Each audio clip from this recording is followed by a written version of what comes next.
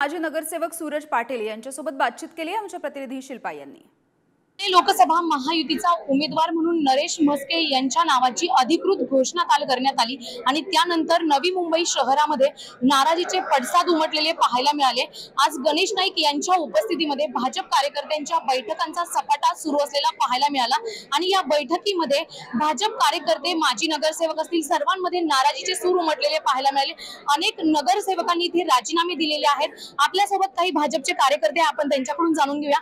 दादा, काय सांगाल? काल नरेश म्हस्के यांच्या नावाची अधिकृत घोषणा झाली आणि आज नाराजीचे सूर उमटलेले आहेत। संजीव गणेश नाईक हे कॅपेबल उमेदवार आहेत, हे पक्षाच्या टीमकडून सुद्धा सांगितलं गेलेलं आहे। पॉझिटिव्ह रिपोर्ट आणि विनिंग कॅन्डिडेट आपल्याला दिला जाणार आहे असं सांगितलं गेलं आणि अचानक काल अशा नावाची घोषणा केली जाते जे लिस्ट मध्ये पण नव्हतं आणि त्यामुळे कुठेतरी एक प्रकारे भारतीय जनता पार्टीची पिछेहाट करण्याकरिता जाणीवपूर्वक पक्षाला खाली खेचण्याकरिता ठाणे जिल्ह्यात कोणातरी हट्ट पुरवण्याकरिता हे काम होत आहे, हे समोर आलेलं आहे। नाईक साहेबांचा किंवा संदीप नाईक साहेबांचा आदेश जरी कार्यकर्त्याला असेल की काम करायचं आणि निवडून आणायचं, परंतु सर्वसामान्य कार्यकर्ता या निर्णयाशी सहमत नाहीये आणि त्यामुळे आज उद्रेक झालाय आणि सगळ्यांनी म्हणजे जिल्हा उपाध्यक्षापासून जनरल सेक्रेटरी पासून तर बूथ अध्यक्षापर्यंत सगळ्यांनी राजीनामा सत्र चालू केलंय। आज आपण पाहत असाल हजारोच्या संख्येने राजीनामे इथं येत आहेत आणि त्यामुळं हा उमेदवार जर असेल तर आम्ही काम करणार नाही हे भूमिका सगळ्यांची झालेली आहे। ज्यांनी निर्णय घेतलाय त्यांनी त्याचं भोगावं।